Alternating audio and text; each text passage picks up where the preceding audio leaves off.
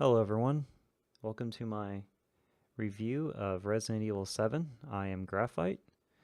Um, I had to start, this is like the second time I've done this video because when I started the game they had unskippable cutscenes and I forgot all about that.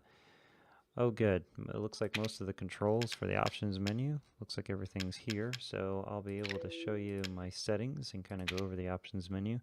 It's pretty well fleshed out. You have everything you pretty much want in an options menu for a first-person game. I mean, you turn on camera wobble on and off. Blood on screen, so real.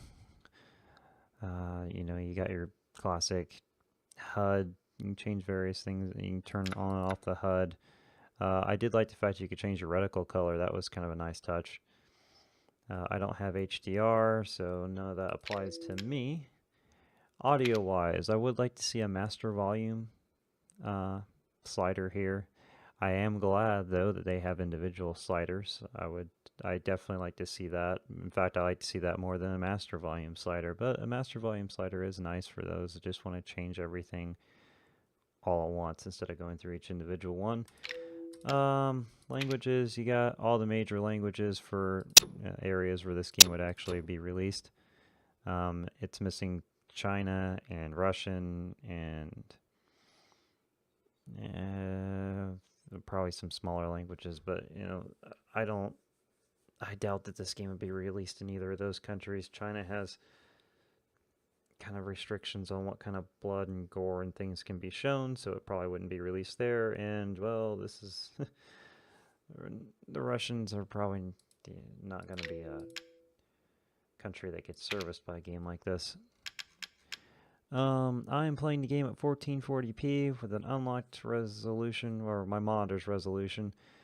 You will see this game in 1080p to make it easier on me uploading. I did not see the frame rate of this game ever drop below 90 when I played it. In fact, the game mainly ran right at 100 or 110 FPS, right in about there. It only really dropped down to 90 during really graphically intensive scenes and boss fights. These are all my settings that I'll be using. It's got everything you'd expect: ambient occlusion. It's got, it tells you what everything is. You have your classic, you have your anti-aliasing. It's got several different kinds. It labels them all. None of that, anti-aliasing high, low nonsense. It tells you everything that you would want. It even has a rendering method, which I thought was interesting. You can switch between normal and interlaced, which is kind of weird actually that they even give you the option, but I mean, hey, more choice is more choice. Alright, so let's get back into the game. I will say that Resident Evil 7, and really the survival horror genre in itself, it's more the genre. I don't care for a lot of games in this genre. This game in particular wasn't my cup of tea. It doesn't mean it isn't a good game. It just means that I personally don't really care for this game type. This is the place. There are obviously exceptions. There are survival horror games I really like. Dead Space, for instance. Alien Isolation. One of the tropes I don't like in survival horror games, personally, is weapons and ammunition. Like a game like Dead Space, your weapons could kill most things, with few exceptions, and they gave you essentially plenty of ammunition, and they gave you plenty of weapon choice, and I liked that. I mean, Dead Space is great. I never felt safe ever in Dead Space, and it achieved its goal. I mean, it was genuinely scary at times. And Alien Isolation, you had guns, and it was made fairly obvious fairly quickly that your guns only worked on certain enemies, and very little things would affect the alien itself, so it wasn't even given an option. A game like this, you're given very limited ammunition, and a lot of times you have to make a choice between either creating ammunition or creating health packs, and that's fine for those people that really like the stress of that. I'm not really one of those people, and that's what makes me not particularly care for the genre. It's the in-between aspect of it. I have a gun, but I have such limited ammunition that, like, I can't really use it, like, very well. And that might be realistic, and that's fine.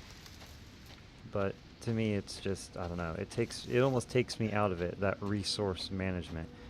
I mean, I'd rather have, oh look, a dude. I'd rather have, you know, no gun at all and just be relied on sneaking around and trying to evade, like in a game like, I'm drawing a blank because I'm tired. A game like Amnesia, The Dark Descent, where you don't have any weapons. I mean, that's a trope that's used a lot. Most of the time in a lot of horror games, you don't have any weapons. It is nice to fight back, but this game, there are a few occasions in particular where it almost tricks you into spending a lot of your ammunition, and then you don't have any for boss fights. I ran into that on at least one occasion. Boy, that was annoying, running around with a pocket knife trying to kill a guy I could have otherwise shot in the head, but it tricked me into using all my ammunition. That happened when I was in like this basement cellar dungeon place, and these ooze creatures came out of the walls. Like, I understood later on that they wanted you to just run by them, but I basically pissed away all my ammunition and all my abilities to make health packs trying to get past them, and that was a bummer. So I do recommend in a game like this that if you're willing to take the tedious time it takes to walk back to the save point to save scum as often as possible, because you might get rather frustrated otherwise. Visually, the game is gorgeous. It's very pretty. There's some texture wonkiness with the rocks and stuff. But this is a part of the game you'll never see again after you walk through here. So, how much detail did they really need to put into it, I guess. But you can tell that, some of the textures, it's like, what the hell is that even supposed to be? Once you get inside, though, it looks really pretty. They basically made the trick of creating small environments and then detailing them really well. So the game world itself in this game is actually not that large.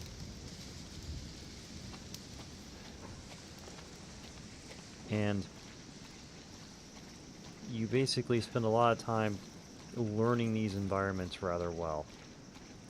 They keep you pretty much in a house or it's either this house, there's another house, there's a trailer, there's locations that, I believe there's a boat that I didn't get to.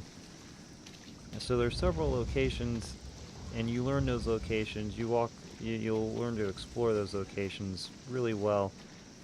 It's a pretty game, and it's running maxed out in a great frame rate.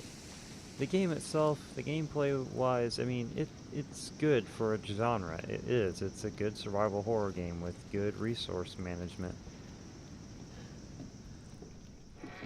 This is a $60 game new. It's a full-priced AAA title release, and it is a well-polished one. That being said, I am very much about the value proposition of games, and this game can be beaten in 4 hours. Less than 4 hours, actually. There's an achievement for it. And that makes me definitely think, with the small game environments, limited replay value, that this is a game that is not worth, to me, even though it's good, it's a very good game, it is not worth $60. I think on release, this is more of a $40 game, would have been the proper price for this. It would have been a little fairer of a price. The gameplay is nice. The boss fights are interesting. you can get access to interesting weapons if you're willing to put the time into figuring out how, or just follow tutorials. The game personally didn't really scare me at all at any point. I mean, it's more like you end up getting a feeling of unease. Like, I mean, but never really felt frightened. It doesn't really jump scare you, or at least doesn't really make the attempt to jump scare you all that much.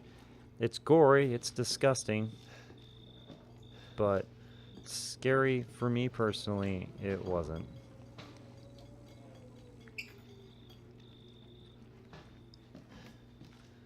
But if you're looking to play a really solid horror game, this is one to play. I mean, it really is. It's well done. It's well fleshed out. It's pretty. It's very stable, in my experience. I am playing this using a GTX 1080, using a GTX 1060 to record the game, so it doesn't affect gameplay, or has a very minimal effect on gameplay.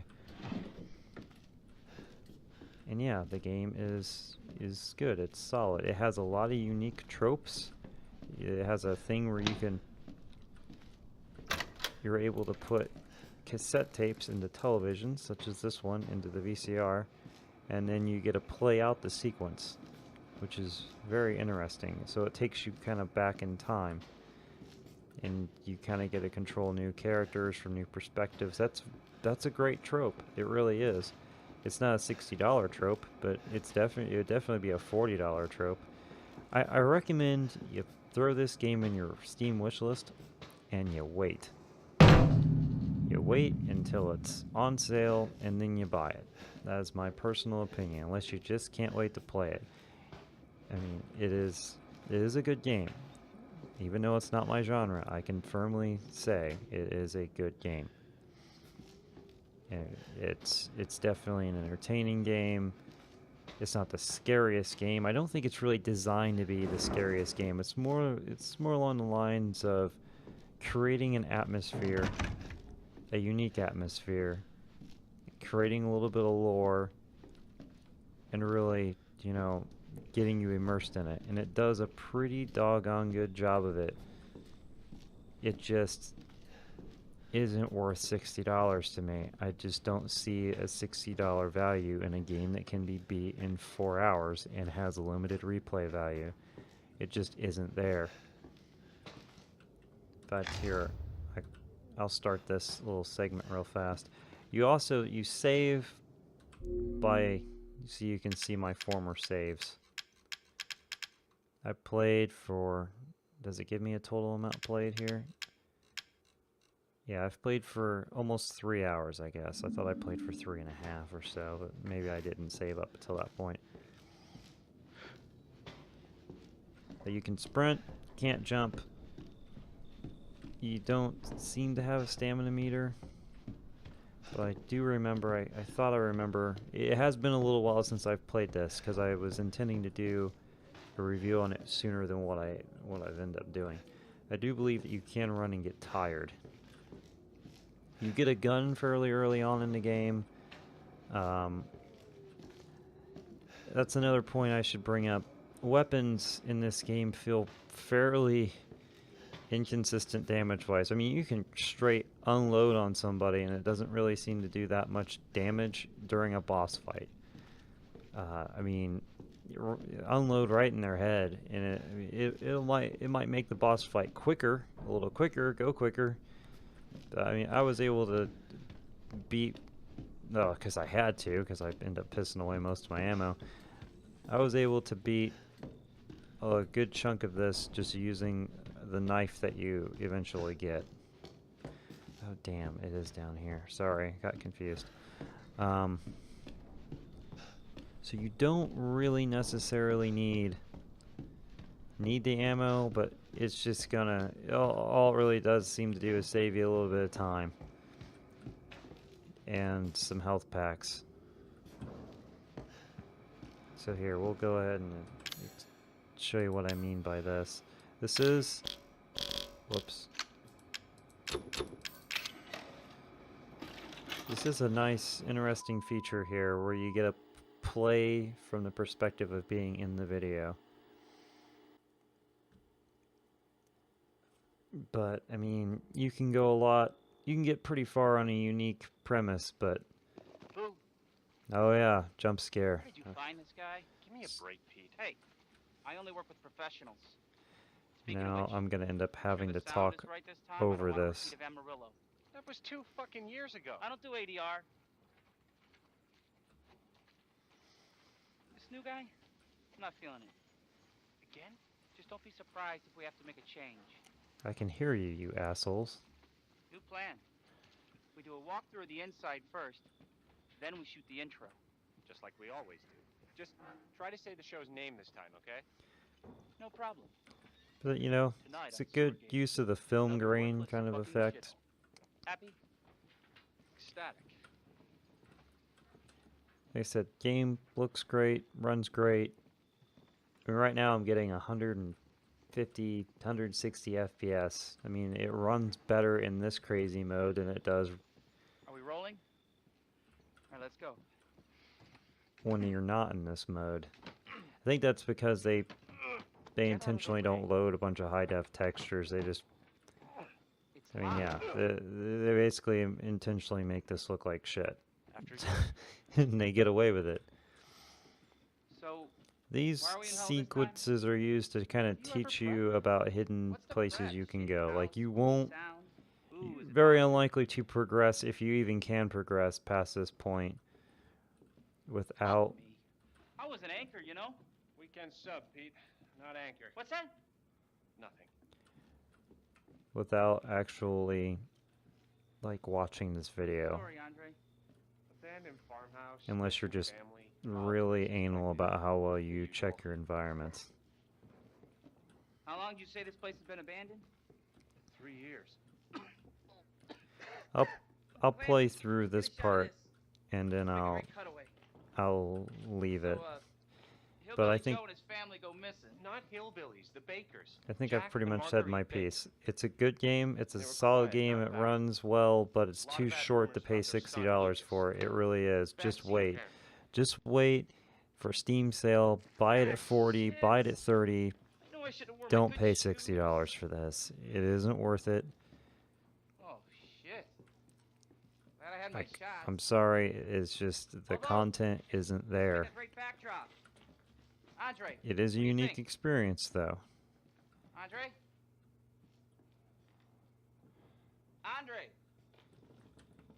It's just not worth the money. That's all there is to it. Where is he? Unfucking believable. But yeah, I'm gonna shut up This is the last time I work with that guy. unless I see something else worth mentioning, and I'll just play through this last segment. You stick with me.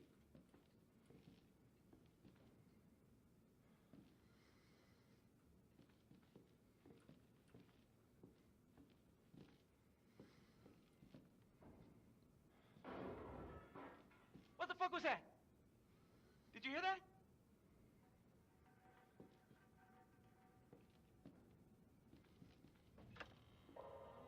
Andre? Where the fuck is he?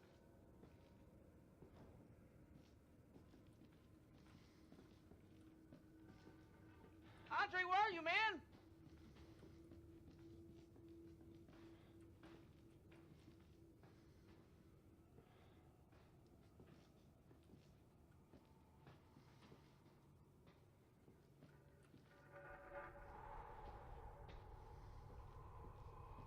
What the hell?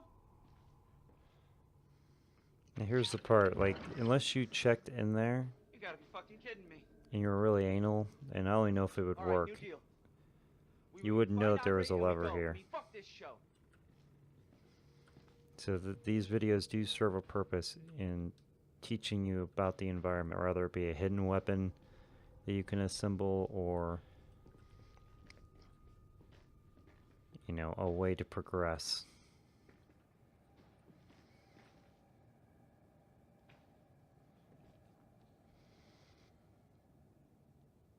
You first.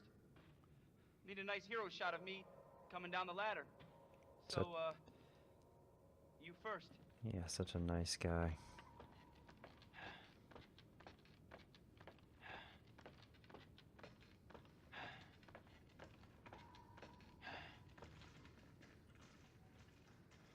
see? What is it? I see bricks.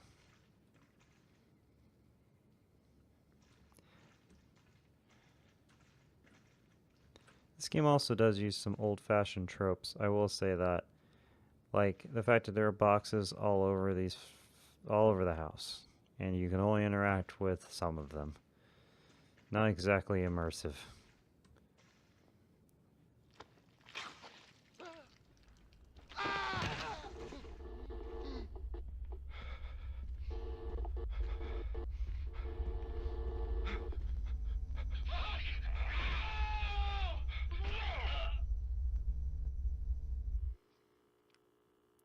Fun times.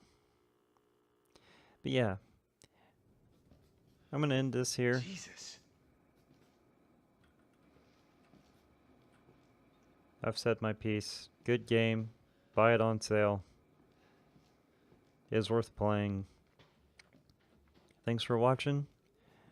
Subscribe to see more videos like this. Leave a like if you like this video. I will catch you guys in the next one. Thank you.